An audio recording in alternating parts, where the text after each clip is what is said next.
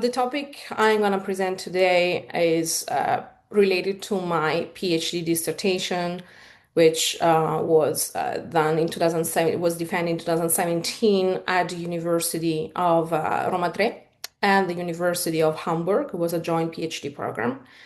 And so in my work, pardon, wait. So my work, I focused on this Hebrew chronicle by a moneylender from Civitanova Marche, which is a very small place, very small city on the seaside, not very far from Ancona.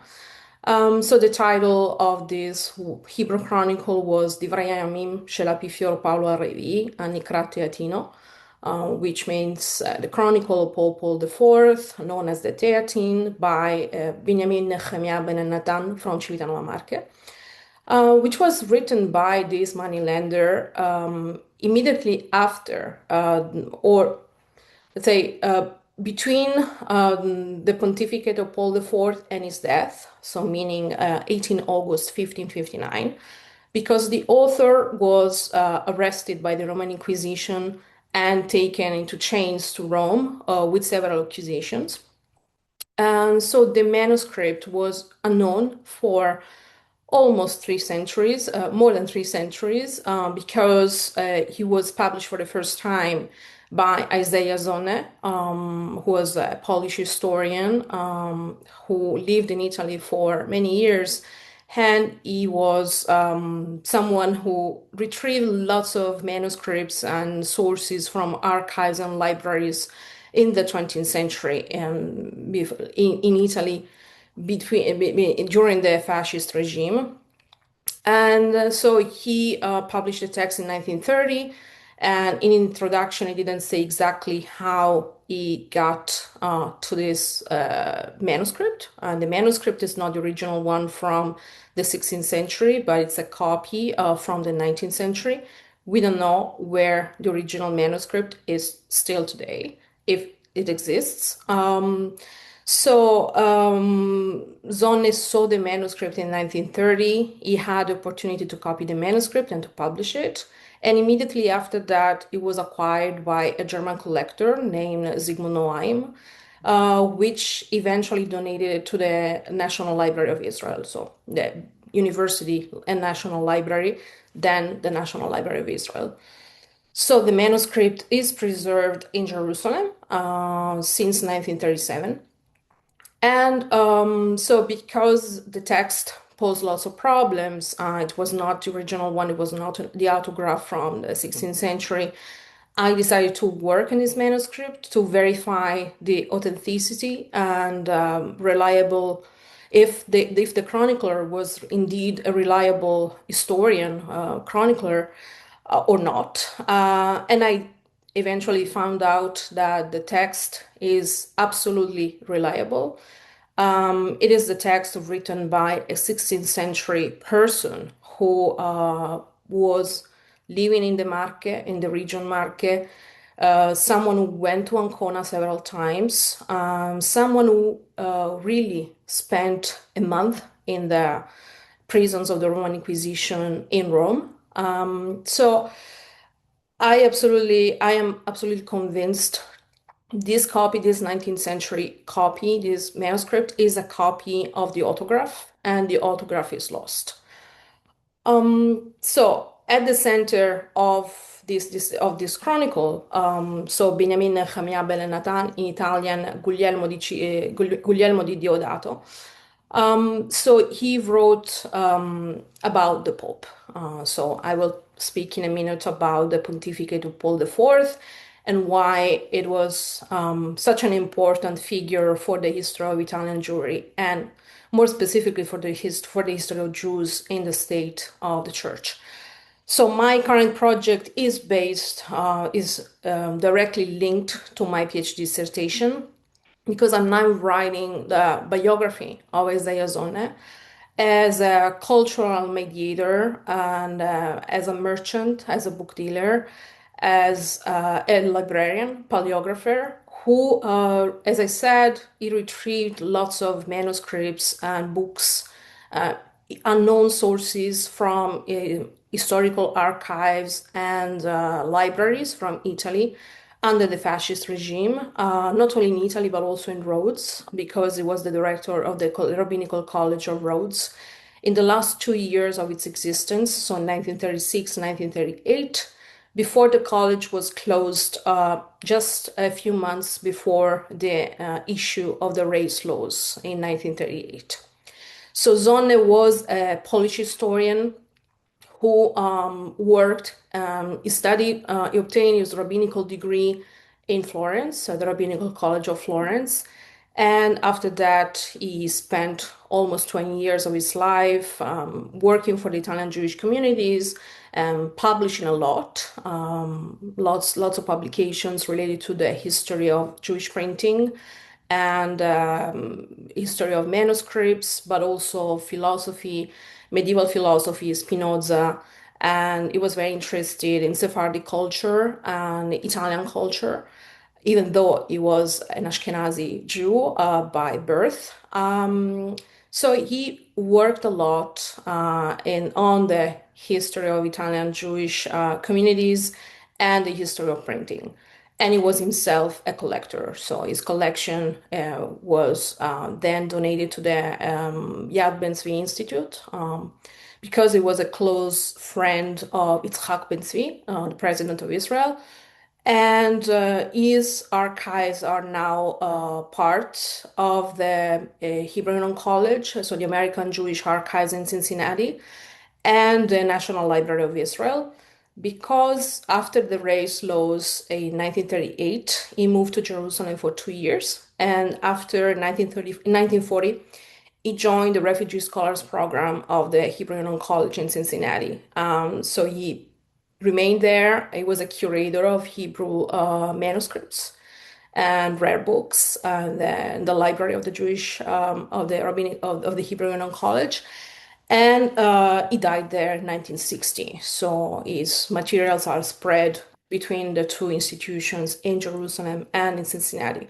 So now I'm working on his biography because I discovered I became very fascinated. I was very fascinated by his archives, what I found in the correspondence in Cincinnati and Jerusalem. So I decided to work on this person, on this scholar, despite I am an early modern historian and I'm not dealing directly with the 20th century Jewish history. So, as I said, the Chronicle of Paul IV, the Divrei Yamim shel Apifior Paolo Arrivi by Benjamin Nehemiah Ben Natan, is entirely focused on the pontificate of Paul IV. So Paul IV, Gian Pietro Carafa, so the Cardinal Gian Pietro Carafa, is a main figure in the history of Italian Jewish history. Because even before being elected Pope, so Gian Pietro Carafa was the promoter of the establishment of the Roman Inquisition based on the medieval institution. So in 1543, he pushed the current Pope, Paul III, to establish the Roman Inquisition with the promulgation of the bull Licet ab initio. And after that, he became the Cardinal Inquisitor, and he was the head of the Roman Inquisition for many years. And under his direction, he ordered the burning of the Talmud in Rome in 1553. And immediately after that, he became Pope. So on the 23rd of May, 1555, he was elected Pope. Even though, so despite the election, he decided to stay very close to the Inquisition, and he nominated someone to be at the head of the Inquisition, so Michele Ghislieri, who then would have become Pope Pius V. And then he continuously operated for the Roman Inquisition throughout his pontificate until the very end of his life, so in August 1559.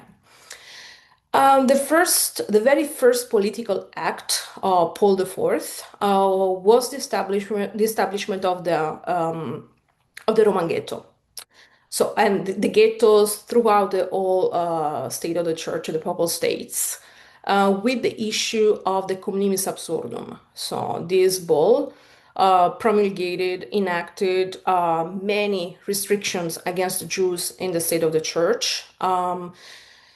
Economic restrictions, spatial restrictions, social restrictions, including the impossibility for Jews and Christians to talk, to share meals, to for the Jews to practice medicine and many other jobs and occupations, and the prohibition for Jews to have property, private property, and rent, and proper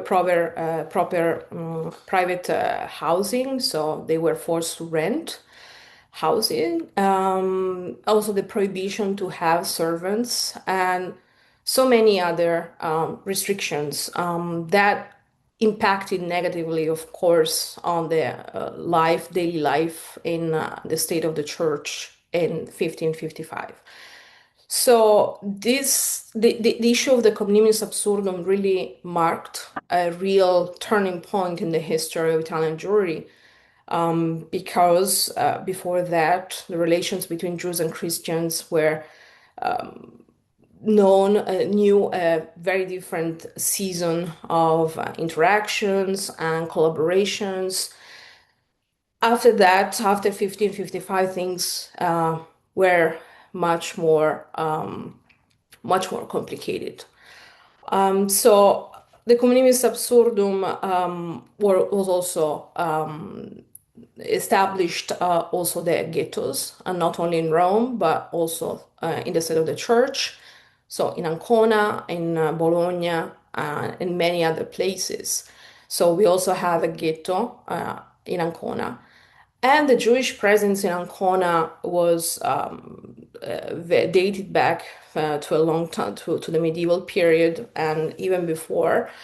The Sephardic presence was mostly linked to the expulsion of the Jews from the Iberian Peninsula. So from Spain in 1492, and in Portugal, from Portugal in 1496, 1497. So many Jews were settled in Ancona with the purpose of practicing the Jewish religion, despite having received baptism in the Iberian Peninsula, because they had special permissions from the popes, by the popes, to do so. So in 1532 and then in 1534, the Pope granted, for example, Paul III in 1534 expanded the privileges of the Sephardic people, providing, and also the Jews coming from Levant, so from the Adriatic Sea, were able to settle in Ancona and practice both their religion, and also have many privileges to perform trade businesses. Because Ancona was indeed a very important port city, after Venice, of course. And so Ancona represented a great place, even greater than Ferrara, in terms of businesses and economic opportunities. So that's why the presence of Portuguese merchants in Ancona was so high. So in 1555, Paul IV made clear that his predecessors were completely wrong about the Portuguese merchants and the freedom and liberties and privileges granted to the Sephardic people in Ancona. And so he sent special commissioners in 1556 to check the situation, understand what was going on, So several commissioners were indeed sent to make inventories of the goods of these Sephardic conversos, so the Portuguese conversos, which are always named marranos, so with a derogatory term, instead of Cristianos Nuevos in Spanish or Cristãos Novos in Portuguese. So the situation was very complicated because about 90 people were arrested by the Roman Inquisition and they were asked about their true religion, if they were crypto-Jews, if they were still, if they were Catholic, how, where, and when they received baptism. And so there were many investigations going on in between 1555 and 1556. So the situation then reached a point when Paul IV declared that all the people who didn't opt to renegade, to reject the Jewish law, they had to be confirmed, they had to be declared heretics because the baptism they received in Spain and Portugal, it was valid 100%.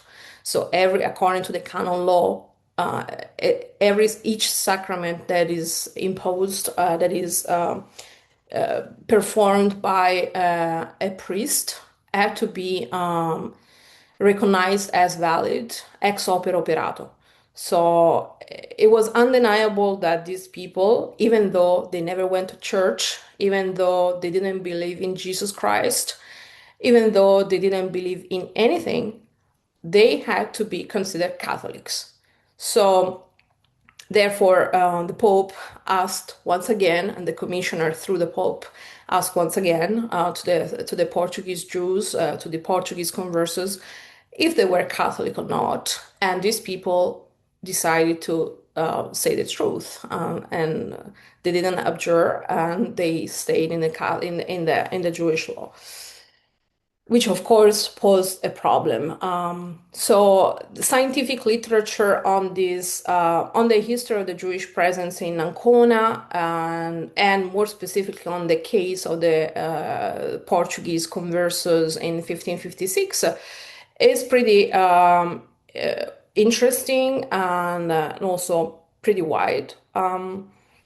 So you can see I just put a list for your reference, from David Kaufman and Cecil Roth, who were among the first people, the first scholars who started talking about this case.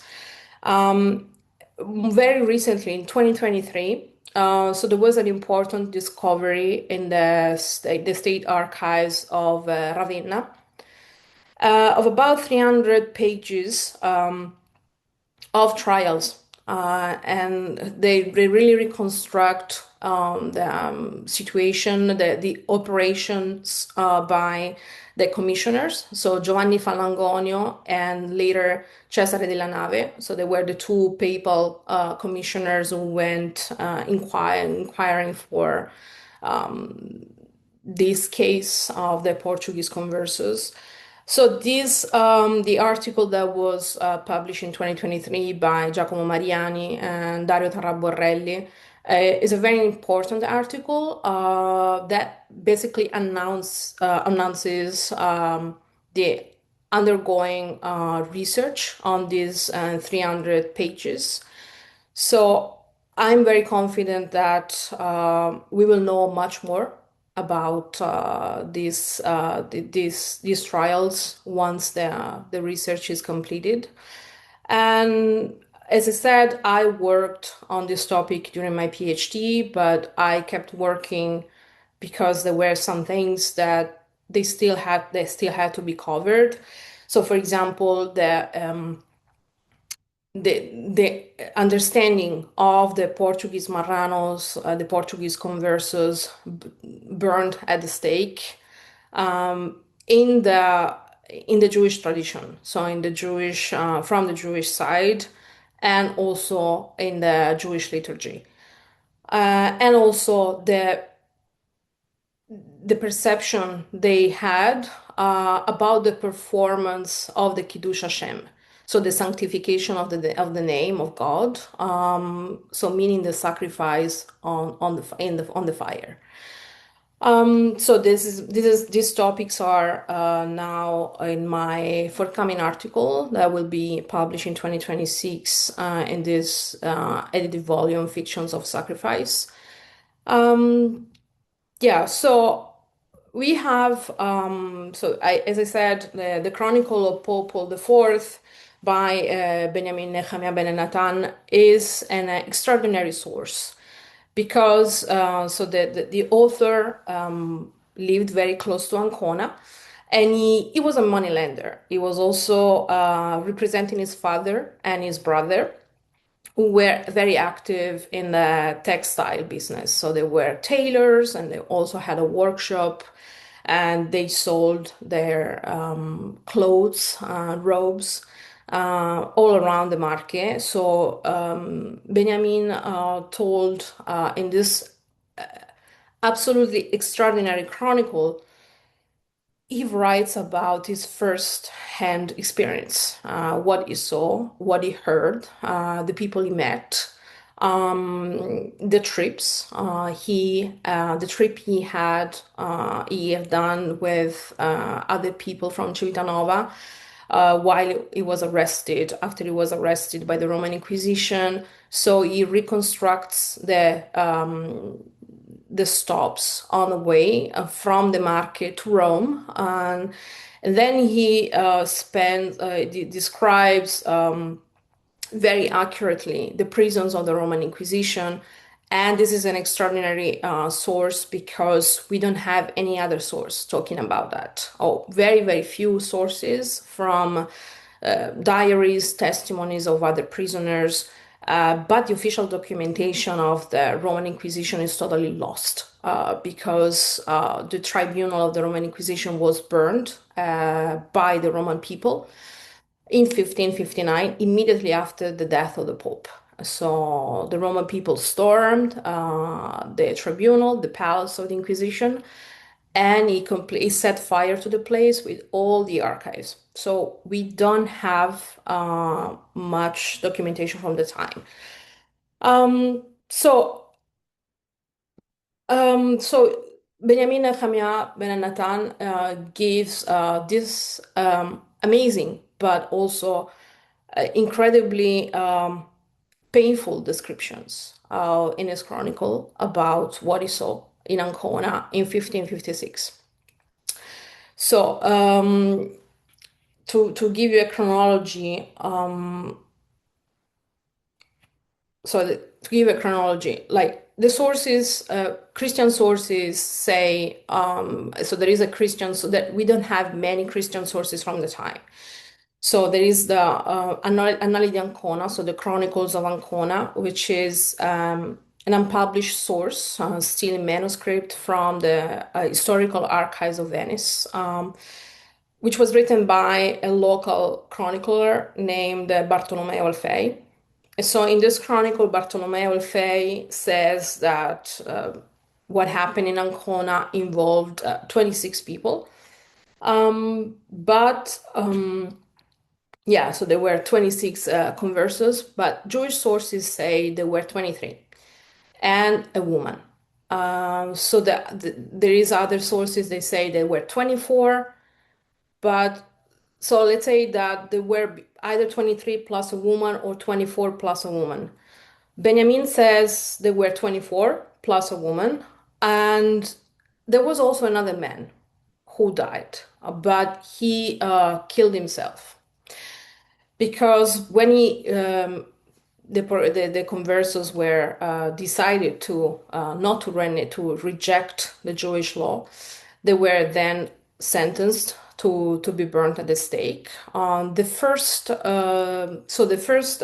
four men and an elderly woman, whose name, according to Benjamin, was Mayora or Mayora, and they were burned at the stake on the 13th of April. And before being burned, they were strangled. Then on the 15th of April, other two men faced the same fate. And then on the 18th of April, six more people were strangled and burned at the stake. So we have already 12 men plus a woman. Uh, no, yes, we have, yes, 12 men plus a woman. But there is also another one because Benjamin says that before the burning at the stake, he saw a man lying on the ground for one complete day. No one removed the corpse of this poor man who jumped out of the window of the prison before being burned at the stake. So he didn't say his name because he wanted to protect his privacy. He wanted to protect his name from any comments or any bad reactions. Amatus Lusitanus, so the physician who also was in Ancona and he escaped. So he didn't go through the trials because he escaped on time toward the Ottoman Empire. Amatus Lusitanus identified this man as a surgeon, David Romero, who was also a Portuguese converso. What happened after, so after the burning of the first 12 men and the woman, the Sultan, Soliman the First, the Magnificent, addressed a letter to Ancona, urging the rescue of the remaining Portuguese detainees, because among the according to the Sultan, among them there were also his agents, so merchants of the Ottoman Empire, that they were disguised, they were taken as conversos, but in fact they were not. So what happens also, Dona Graciana C, that was baptized as Beatriz de Luna Mendes and is recognized by the Jews on the Ottoman Empire, remembered by the Jews as La Señora, and so the lady. So she intervened as a merchant, as a representative business representative of her family, and as someone who was very close to the Sultan, she also intervened and she organized the boycott of the port of Ancona. So she basically diverted the whole businesses from the Ottoman Empire to the port of Pesaro. So for 2 years, trades and traffics from the Levant to Ancona were interrupted. Let's say that the boycott didn't have the effects that they were hoped, but for 2 years, this was at least a symbolic, not just a symbolic event, but it was also something that made clear that what the Pope and what the Roman Inquisition were doing in Ancona was not right. Anyway, despite the intervention of the Sultan and the boycott of the port of Ancona, there were still 12 conversos to be burned. So Paul IV and the Inquisition proceeded very soon. Well, there was a hiatus of some months because the last burning was in April, and so the last burning of the three was in April, and the fourth and last one was in July. So on the 4th of July, there is the burning of 11 or 12 conversos. It's not exactly clear because sources differ. But according to Benjamin, so there is this, again, beautiful but extremely painful description, as he claimed to have witnessed that, to have been in front of the stake in Ancona, in what today is Piazza Malatesta. Back in the days, it was really a square that was often used for these purposes. But of course, there were not so many people burned at the stake, so this was really an exception also in the history of Ancona. So Benjamin says that these Jews, and I quote, all of them were pious people, holy people who gave their lives for the sanctification of God, so the Kiddush Hashem. And when they passed by to go to the place where they were supposed to be burned, they whispered in their mouths about the unity of God. And this is a clear reference to the Shema Israel that had to be recited at the end of life and of Jewish life. So he continues by saying that some of them knew how to speak Italiano because he writes the chronicle in Hebrew, but some words are kept in the original, so in Italian, in Hebrew characters, but in Italian. So he says they speak Italiano well, and they spoke to each other and used their mouths to fill the ears of the people of the land, saying that they were choosing such a death with all their hearts and souls for the sake of God's unity. Rav Shlomo Yachia, in particular, spoke in this way because he was a very important man with a clear and eloquent manner of speaking. When he approached the place when he was supposed to die, he loudly called out and said, "Burn me, man, you many ministers and notable men of the land, because I am sentenced to death, not because I have sinned and not because of evil things I have done against God and men, but rather because I upheld the Torah of my ancestors to profess the unity of the name of the God of Israel, because God is the Lord in heaven and earth, and there is no other God than him.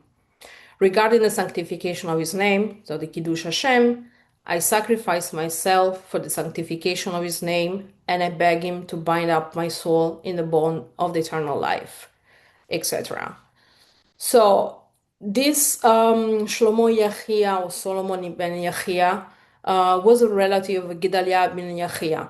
So he was the author of the Shalshelet Kabbalah, so a historian, one of the first, let's say, first works considered by historians as a historical writing in the modern sense. So in the 16th century, it was published in 1587.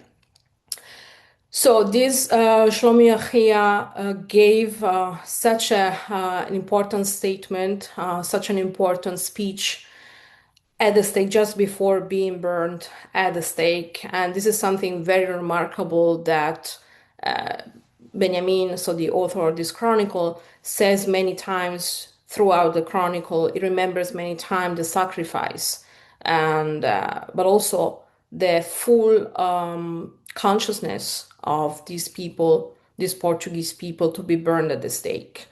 And this is something also remarkable because, again, we don't have many sources about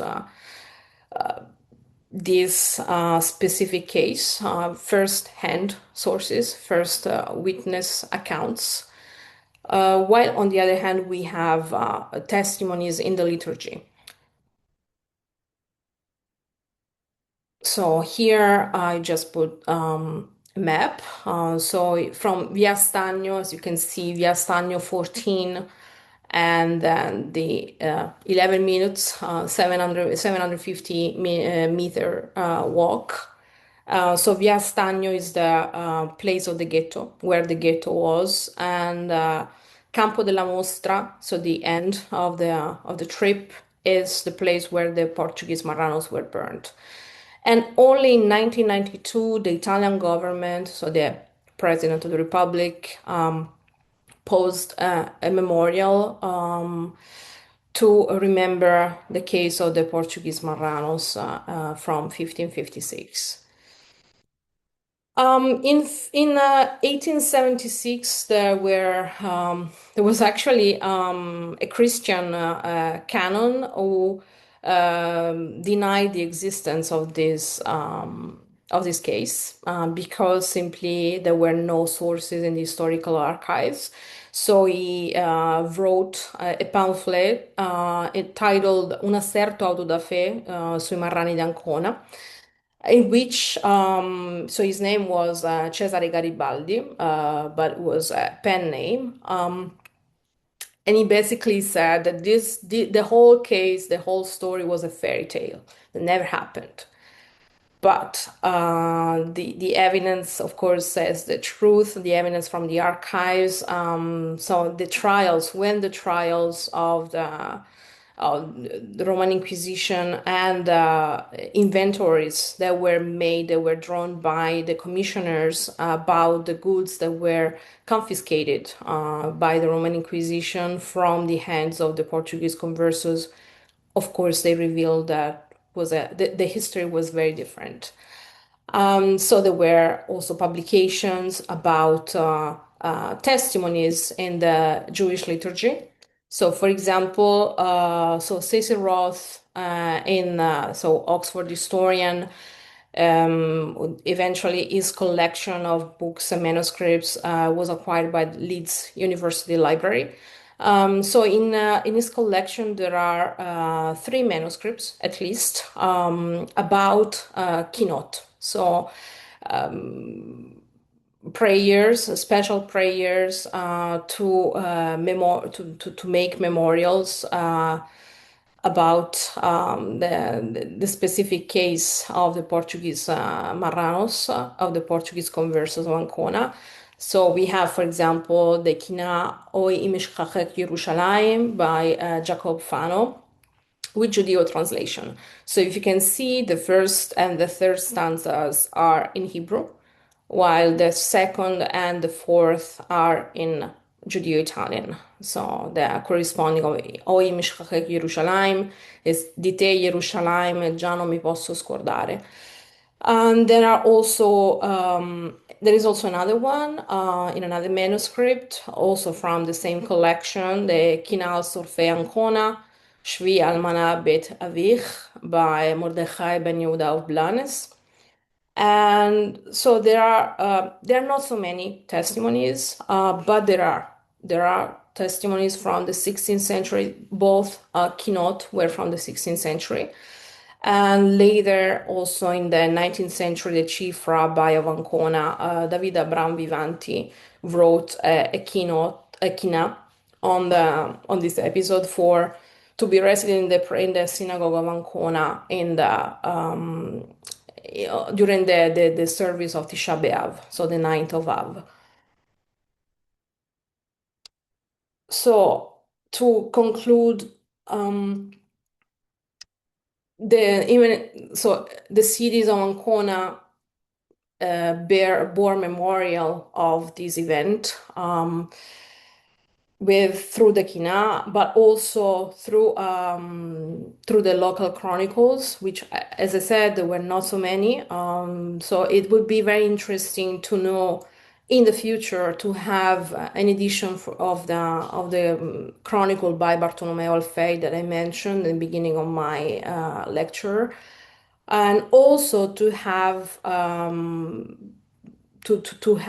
clear results from the analysis, the study of the 300 pages that were found by Giacomo Mariani and Dario Tarraborelli in 2023. So I'm really looking forward to knowing more about their discoveries, and yeah. So what we can learn from the story of the Portuguese conversos of Ancona is the idea of how martyrdom is woven into Jewish religious and historical consciousness of the story of the Italian Jewish people. And in the case of the Portuguese conversos, martyrdom clearly reflects on not only faith and resilience, but also the long struggle against persecution and enforced assimilation. Thank you very much. Thank you, thank you. That was very helpful. Can I ask? Do you want to close your No, no, no. I can open. I can close it. Stop share. Yes. beautiful? Perfect. Um, do you know what motivated Pope Paul? Was it just religious zeal, or was it something else? Because if I remember right, he was quite anti-Spanish, and so you would think perhaps that the people who were persecuted by the Spanish, he would have some sympathy for. Well, no, not really. Not really. So Paul the Fourth, all the sources talking about Paul the Fourth, so biographical sources written in the 16th century or immediate or after in the following centuries, and also sources from the Vatican archives I read and studied during my PhD.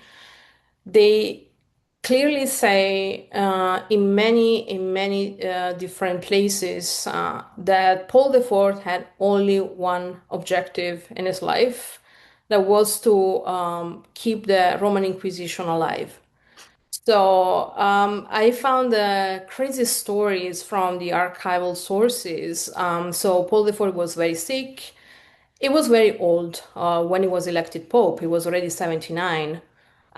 So he was very sick and he had hydropesy and he had many other different things that really forced him into bed in bed for many months. And at some point, like people around him, they were convinced he was dying from anytime soon, any moment. But he always, the sources, also medical accounts say, but he eventually, he always recovered. He eventually recovered and is doing fine. But toward the end of his life, he was still attending the sessions, the weekly session, bi-weekly sessions of the Roman Inquisition.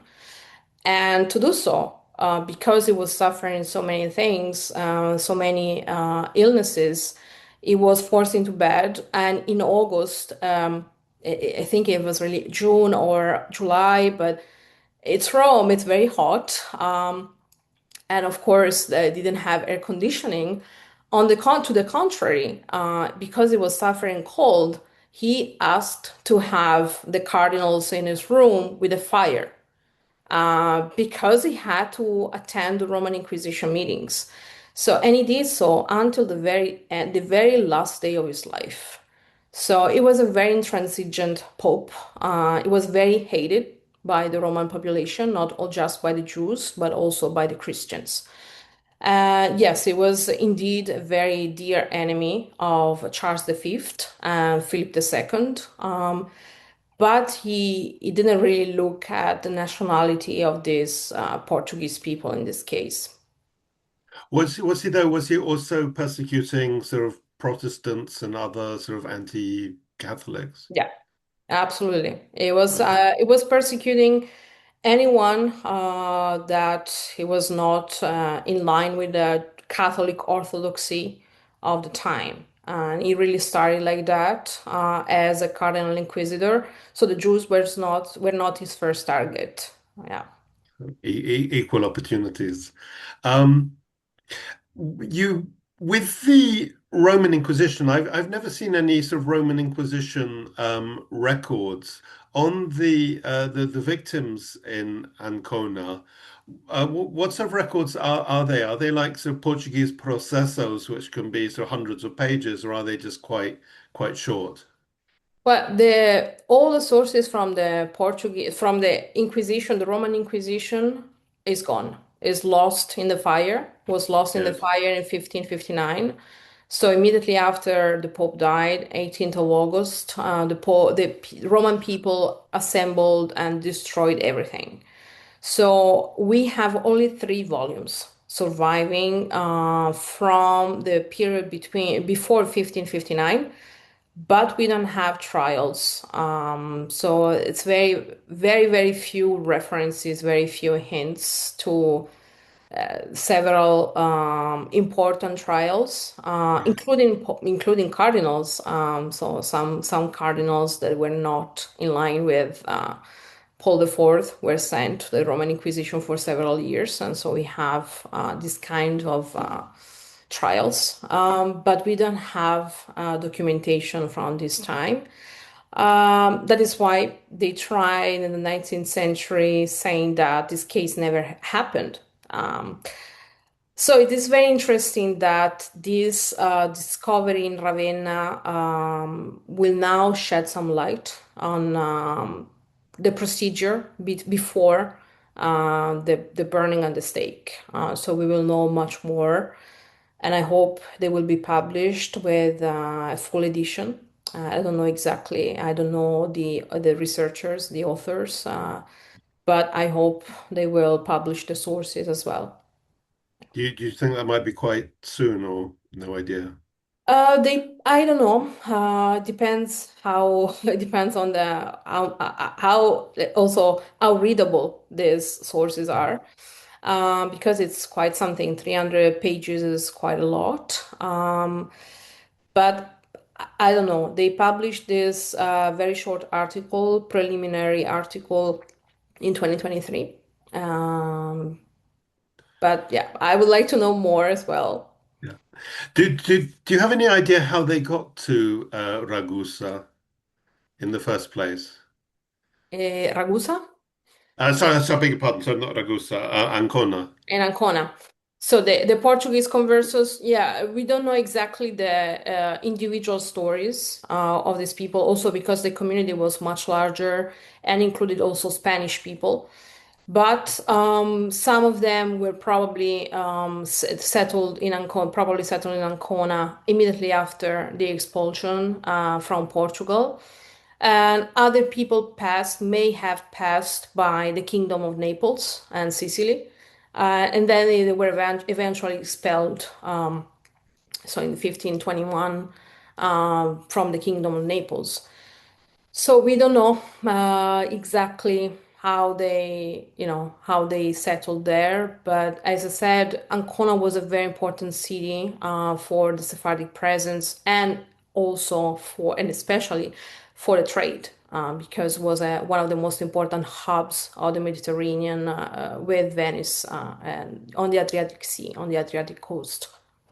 Which actually, I mentioned the Republic of Ragusa, sort of the day Dubrovnik, Yeah, Dubrovnik. which is something that we've never found anyone to talk about, and seems to be one of the sort of the missing pieces of the puzzle of Sephardic migration. Are you aware of contacts between Ancona and Ragusa? Because they Yeah. theoretically, I mean, they're more or less not quite on the opposite Yeah. side, but Yeah, very no, no, close. yeah, there were many contacts, and I have also friends and colleagues working on Dubrovnik. So one of them is so Luca Andreoni is a historian from Ancona. So he's a local historian and university professor.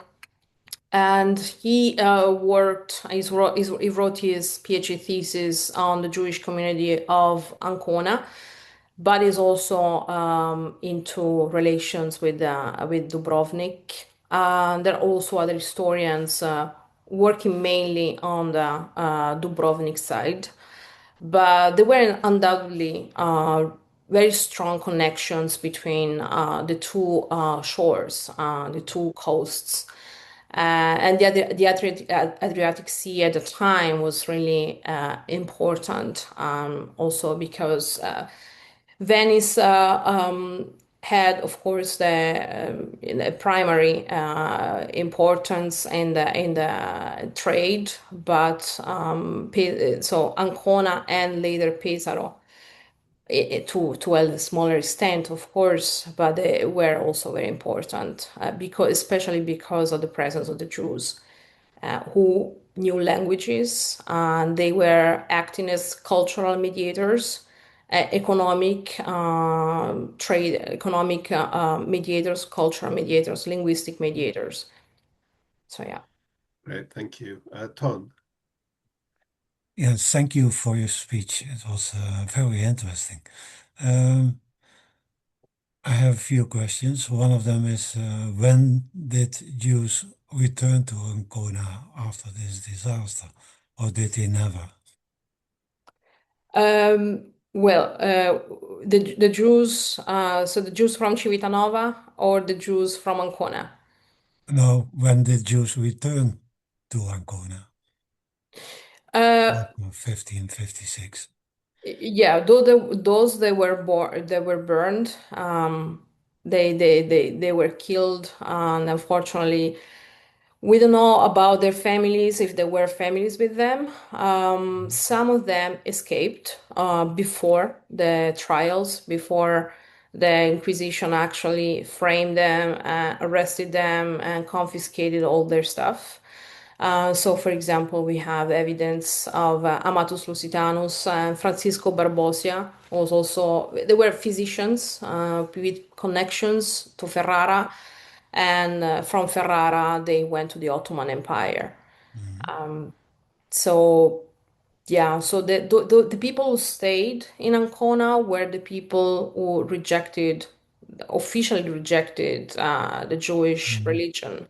And so they were Catholic, assimilated as Catholics, 100%. Thank you. Um, I assume the Roman Inquisition still existed after 1559, after its archives were burned, and they must have built new archives. Um, and I wonder what the scope of those archives are. Are there many processors in them? For example, in Portugal, we have 40,000 over 300 years. Uh, I have the feeling that the Roman Inquisition was much smaller. Yeah, we don't know exactly how many records, how many trials were performed because we don't have evidence that survived. So we only have 3 volumes. Out of many, maybe hundreds volumes that were burned in Mhm. 1559 after the death of the Pope. I'm not entirely sure about the number of the existing records after 1559. So the Roman Inquisition continued to exist after, of course, 1559. And only in 1960s, its name was changed into the Congregation for the Doctrine of the Faith. Which still exists. And it still exists. It's a very beautiful archive, but very small. So people need to register in advance and Mhm. to go to Rome and schedule with the archivist a visit. But there are amazing sources for historical the historical trials and records. Unfortunately, not for the period before Mhm. 1559. Okay. That's the thing. So sometimes it is a surprise to find inquisitorial resources, sources in archives that are not part of the Roman Inquisition. So, for example, this discovery that was done on the commissioners of the Roman Inquisition, so Giovanni Falangonio and Cesare della Nave, in Ravenna. And Ravenna was not a city linked to the Roman Inquisition. So it is possible to find some unexpected discoveries sometimes. Mhm. Yeah, it's always very interesting, nice to have to add pieces of to the story. Uh, Another question is, were there other autodafés in other cities from the 16th century? Yes, but not in this spectacular way. Mhm. Yeah, and they were mostly out of the fay of non-Jewish people. Mhm. So yeah, of course, the most famous one is the one of Giordano Bruno Mhm. in Rome, in Campo de' Fiori in 1600. But there were also other local auto da fe burning at the stake of several individuals, women, and books. Mhm. Yeah. Yeah, the Talmud, but also other books were confiscated and eventually burned, and several times throughout the 16th, 17th century mostly. Last question. did the Roman Inquisition have jurisdiction only in the Papal State or over all of Italy? Mostly in the state of the church, but they had large influence on other cities as well, Mhm. because there were local inquisitions. So there was, for example, the local inquisition in Ferrara, or the local inquisition in Mantova, and so on. So there were local inquisitions still cooperating with the Roman Inquisition. Yeah, so the influence of the Pope was very big. The influence of the Inquisition too. And of course, the situation changed from time to time, from Pope to Pope, because there were popes that were more lenient rather than others, lenient toward the Jews or toward non-Jewish people in general, including Muslim people or Protestants, Mhm. non-Catholic people. So it really depended on the context, on the specific pontificate. Mhm. A question from Bruce Kahan. This is great. Thank you so much for bringing it on, Martina. My question is, given the concentration of merchant and mercantile activities in Ancona, what was the banking side of all of that? How did the finance of that trade happen? Were there banks created in Ancona that Yeah, Jews owned? yeah. And how did all that work? Yeah, thank you very much. Yeah, most of times bankers were not just bankers. So money lenders were often traders themselves. So banks and businesses were going together. So, for example, as I said, so the author of this chronicle, Benjamin Nehemiah, so he was both a money lender, although he didn't own the bank himself. So he was acting as intermediary, a worker, employee of the bank. But he was also representing his father and the family business. And so that's why he was moving around cities, Ancona and Civitanova and Recanati. There was a book fair, there was a market fair during the year. So there were people who were moving a lot. And the same in Ancona. So there were banks, because of course, according to the canon law, Jews, so Christians could not officially perform bank activity. So usually, so before the opening, the establishment of the Monte di Pietà, so the charity, mostly managed by Franciscan friars, observant friars, the activity of Christians was very limited in this realm. So most of Jewish people were active and the money lending, and the money lending was also regulated by Paul IV. So there were several reflections about the interest rate. So he decreased the interest rate. And then he eventually established also the Monte di Pietà. So that's why we see, especially in the Marche, where lots of Jewish communities were present since the Middle Ages, we see the decline of the banking when the Monte di Pietà were established. Yeah, and the same in Civitanova, same in Ancona and other cities. Just But I believe a fast follow-up, Martina. What was the interest rate? I'm just was the interest for me. well, no. What was the interest rate The on interest rate on was yeah, was 12%. Yeah, 12%? Okay. All right. yeah, That's a little bit more than I thought it yeah. would be. Okay. Uh, if you want to know everything about merchants and bankers in Ancona, so the book of Luca Andreoni, so that was in my PowerPoint. I need to.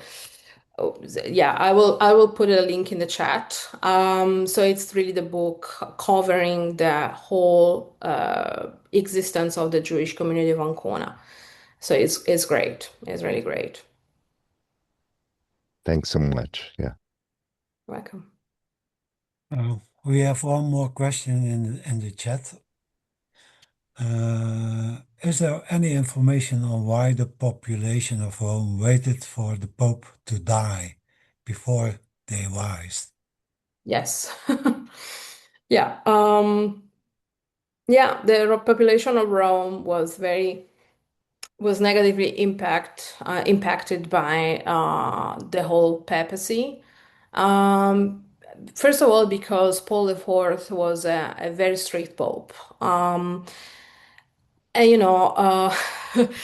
in Rome, it is still true that emperors were granting panem et circenses, so bread and games, and this was a very important feature of Carnival.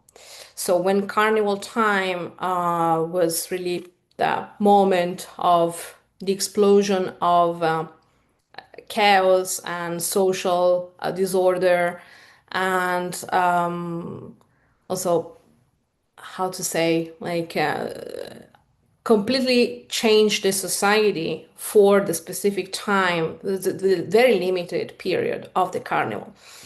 So Paul IV abolished carnival. So the Roman people were very disappointed. So we have lots of chronicles in Rome saying, yeah, but it seems like a funeral. It seems like sounds like living an eternal period of Lent under the pontificate of Paul IV, and we never have time to decompress. There's never a moment of joy. There's never a moment of freedom. And of course, on the other hand, Carnival was also a dangerous time because there were many things, was lots of social disorder in Rome. But again, Paul IV was someone depicted as someone extremely strict also with himself. So there are also diaries about his diet. So this 79-year-old man never had some food, particular food to have pleasure. He never enjoyed any pleasure in life. He barely drank wine. He never had special activities in his life, but because he was totally focused on the Roman Inquisition all the time. The only thing that made me smile, and I'm planning to write about it, was the very curious hint that he had a bird. And this bird was taken when he was going around Rome, and he was very sick, and he was carried on a bed to go through the pilgrimage of the seven churches in Rome. So this bird was taken to taking company. And so I imagined, this guy, this 79-year, 80-year-old man with this little bird around him, playing and flying when this guy was burning people. So it is quite something. The people of Rome absolutely hated him. So they were really, so the chronicles say we were always hoping he would die, but he eventually recovered many times. And also, when he died, after he died, even before the news was official and where was announced to the people in Rome, they went to erase the coat of arms of the family Carafa from the buildings and from the streets in Rome, the market squares. They destroyed his statue on the Capitol Hill. And this statue was particularly fine with marble and cost lots of money. So the people didn't think about, keeping the statue on the Capitol Hill. They beheaded the statue. They removed the trunk. They removed the legs and the arms, and they threw the statue in the river, in the Tiber. So there are so many accounts about that, also because Paul IV raised the taxes. So the tax on the meat was very expensive because he had to finance the war against the Emperor Charles V and Philip II. So he raised taxes insanely to finance the wars, and people were not very happy. There was also the inundation of the Tiber in 1558. So living in Rome was very problematic. And as a Roman, I imagine people complaining all the time because we do complain all the time about our government. So yeah, it's yeah, Roman people, Catholic people didn't like this Pope. No. Luca, Me? yes. So We first have of all, no other Luca. first of all, The only congratulations one. to Martina for her presentation. Unfortunately, I I was traveling today, so I arrived when the presentation was already underway. I didn't hear everything you said. I will see later on. But I tried to come back as soon as possible, but unfortunately, I didn't make it in time. So maybe what I will say maybe has already been said, but I would like to raise a couple of points. The first one is that when this disaster happens in 1556, it affects the whole Jewish community of Portuguese origin in Ancona. However, the Italian and the Spanish Sephardic community are relatively unaffected by this. They continue to stay in Ancona. It's not that all the Jews left in 1556 and then they came back at some later stage. The Spanish Sephardic community, and it is exactly for this reason that this event spells the end of the Jews of Portuguese origin in Ancona, but the Sephardic the Sephardic community of Spanish origin, which was there, continued to stay there, and this is why we find for centuries many Spanish surnames, Spanish Sephardic surnames in Ancona, but not Portuguese one. We find the Paz family, we find the Papo family, we find the Alcostantini family who came from Saragossa, we found the Algranati who came from Granada, we found the Kamitz family who came from Tudela.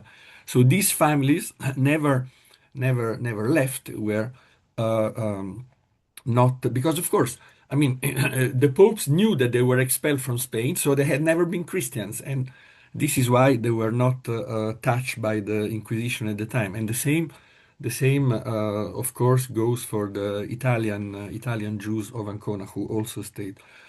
The second comment I would like to make it's about the extremely strict connection and trading link that Ancona had with Dubrovnik, which was already mentioned by Martina. In fact, there was this trading route which went from Dubrovnik to Ancona and the other way around. They were importing in Ancona from Dubrovnik. I mean, the goods from Bosnia and Romania, which arrived to Dubrovnik, a lot of leather, a lot of wool.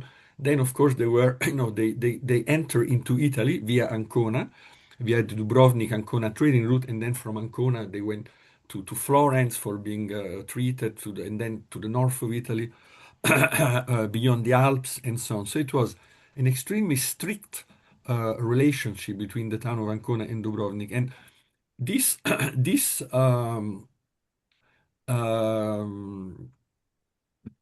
and this created created the fact that we find the same families, Jewish families in Ancona, who had also some of their members in Dubrovnik because they were trading, of course.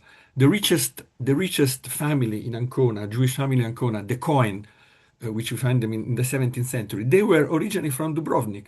And then they had sent someone to Ancona for this trading opportunities and trading reason, and then they became the richest family in Ancona.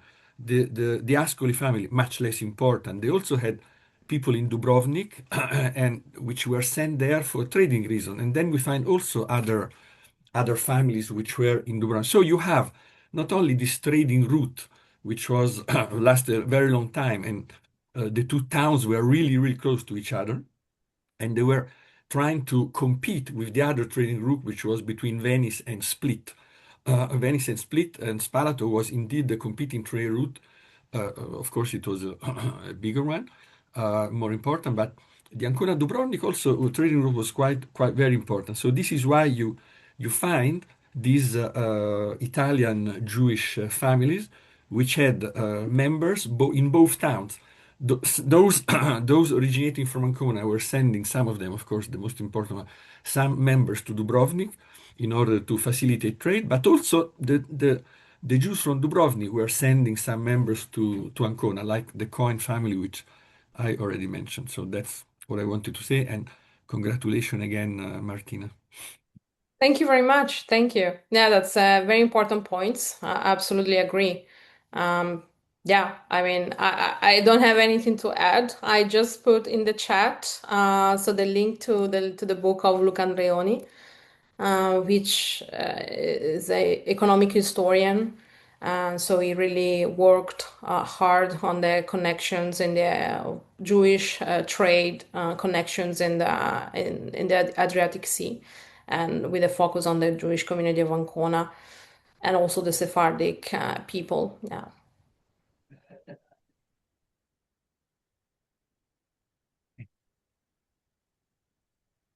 Oh, no more questions. Let's wrap it up.